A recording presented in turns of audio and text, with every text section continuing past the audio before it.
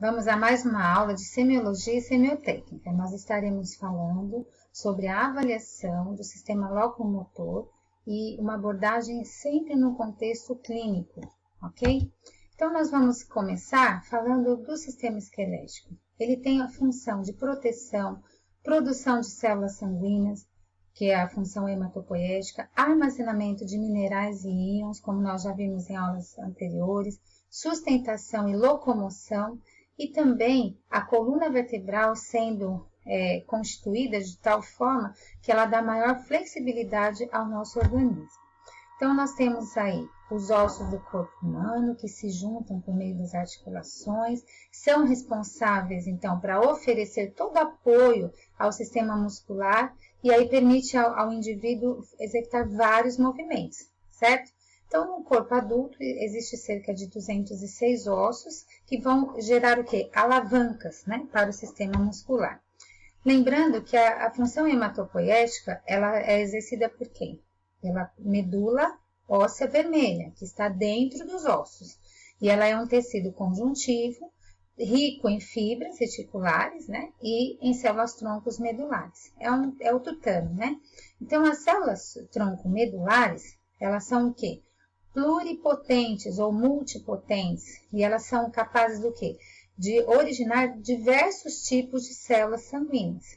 Então, nós vimos lá no sistema imunológico que a medula óssea é a célula mãe e ela vai fazer o quê? Produzir, né, a divisão celular, a célula mãe que vai sofrer a divisão celular e vai fazer o quê? A série branca e a série vermelha. Então, nós temos a célula mieloide, que vai dar origem à série, né, vermelha, no caso as hemácias, plaquetas e todo aquele leucograma que a gente conhece, né, dos neutrófilos, eosinófilos, linfócitos e assim por diante.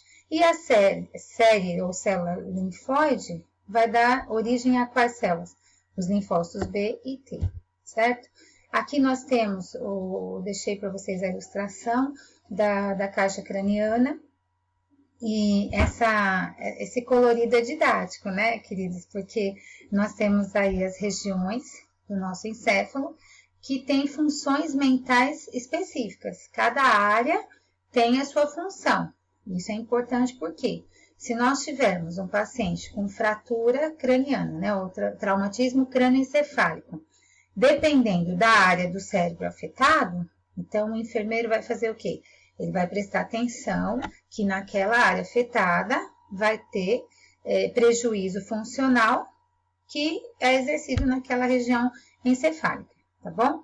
Então, região frontal, parietal, temporal, occipital, tá bom?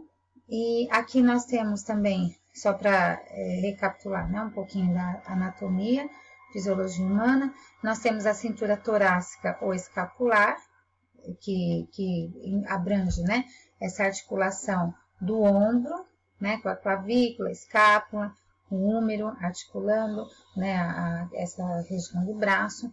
Então, quando o paciente tiver fraturas nessa região, tem todo um cuidado especial de imobilização, que vai ter que ser preservado, né, a imobilização e depois fisioterapia, enfim, para poder os pacientes terem uma recuperação adequada. Na cintura pélvica ou inferior, nós temos uma diferença da pelve do homem, que é mais fechadinha, e a pelve da mulher, que é mais alargada e arredondada, com a saída da pelve com essa região do meio, né, com uma flexibilidade para proporcionar o que? A saída do bebê na hora do parto, em casos de parto normal, tá bom? Então, é muito importante a gente sempre lembrar dessa diferenciação. Nos membros, nós temos os ossos longos dos membros superiores e os ossos longos dos membros inferiores, né? Lembrando que nós temos aí no antebraço, né, o rádio e a unha, e nós temos na perna, né? Na coxa tem o fêmur, né, mas na perna também nós temos dois ossos, né, a fíbula e a tíbia. Então, quando tiver fratura nessas regiões, vão ser vistos, né, os dois ossos, quais foram acometidos, tá bom? No nosso pé, nos nossos pés, nós temos todos esses ossos articulados e nós precisamos lembrar que no caso, quando estivermos, né, trabalhando na maternidade, setor maternidade, e fizermos o teste do pezinho nos recém-nascidos, nós não podemos fazer essa picada, né, para pegar a amostra do sangue, para colocar naquele papel, né, que na verdade é especial para absorver o sangue, né, que são várias bolinhas e a gente manda para análise. Nós não podemos fazer essa picadinha nessa região aqui do calcâneo, né, do pé, do pezinho do bebê. Por quê? Porque existe risco de contaminação, né, no osso mesmo, né, do pezinho. Então, nós temos um risco de osteomielite, porque toda vez que nós picamos, né, nós funcionamos, né, tá certo falar funcionando. Um paciente, né, no caso aqui um bebezinho, nós abrimos porta de entrada para infecção. Mesmo porque a gente faz a asepsia com álcool 70, faz a técnica adequada, mas deixa-se ali uma porta de entrada. Então, não é correto fazer essa punção aqui. Então, o correto é sempre de forma lateralizada. Então, mais uma vez, a importância de saber a anatomia, a fisiologia e o porquê se faz as técnicas que nós fazemos na enfermagem, sempre é baseado em evidências científicas, né? Então, muitos bebês já tiveram no passado osteomielite por conta do teste do pezinho. Então, já se estabeleceu esse protocolo, tá bom? O sistema muscular, ele está junto, né? Trabalhando junto com o sistema ósseo. Por quê?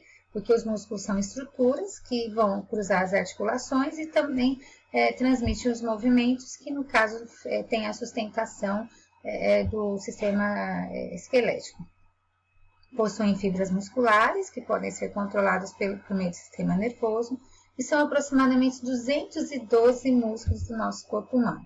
Lembrando que nós temos tipos de músculos diferentes, certo? O tecido estriado cardíaco, que é um músculo especial, desde que a gente é gerado no útero da mãe, o músculo cardíaco já começa a se desenvolver e não para, né?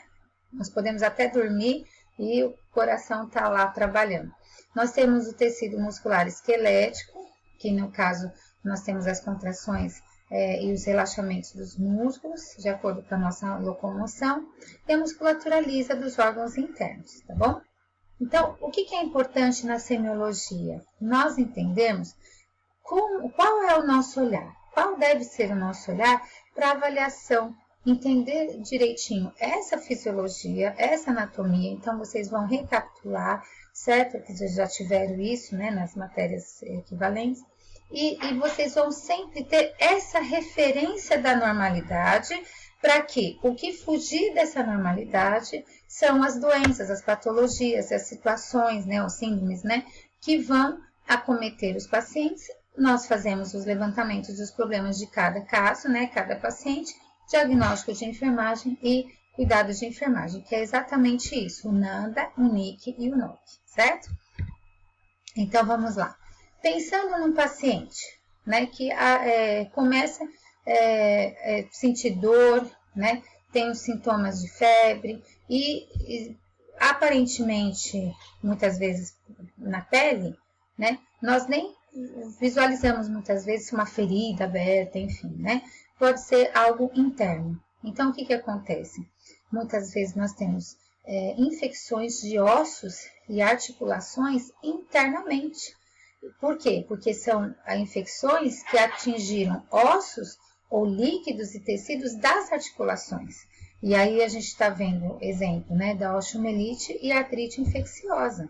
Olha lá no raio-x, né? Olha como pode acontecer os exames de imagem apontar. Né? E assim, os exames de imagem o quê? Confirmando um diagnóstico clínico. Então, a osteomielite é uma infecção do osso e pode também ter também comprometimento da medula óssea que está dentro do osso, certo? Então, o que nós precisamos tomar bastante cuidado são as infecções, né, que o paciente tem e que pode ter causa hematogênica, ou seja, as bactérias chegarem a tecidos diferentes através da circulação. Por isso que a gente fala de causa hematogênica. Aí é um caso de paciente diabético, certo? Porque os pacientes diabéticos, eles têm grande chance, né, de desenvolver feridas e por conta da diabetes, muitas vezes até mesmo descompensada, de difícil controle, a gente acaba tendo um paciente com ferida em pé, paciente diabético infectado. Então, são feridas complexas, tá? Que nós acabamos classificando como feridas complexas.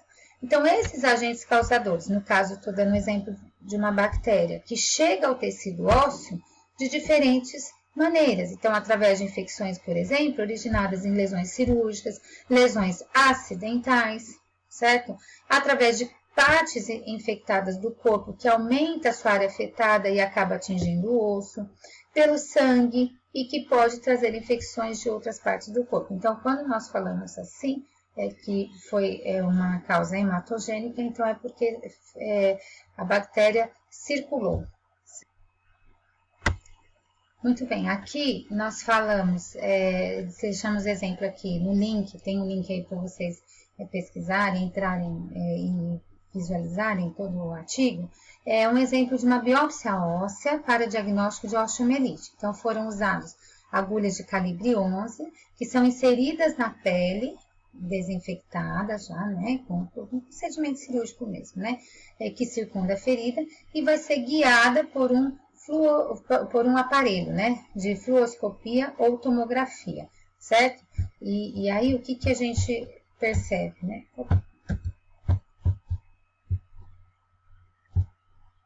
Que é feito também, né, um teste de sonda óssea também, que é outra técnica, né, que pode ser feita para fazer esse diagnóstico da osteomielite, certo? Então, uma sonda metálica cega, estéril, é cuidadosamente inserida na ferida desbridada, certo? E observado o osso visível aí na figura B, e o teste vai ser positivo, por quê? Porque quando coloca essa sonda, bate no osso, né? Então, o teste é positivo justamente isso, porque o osso é palpável, tá?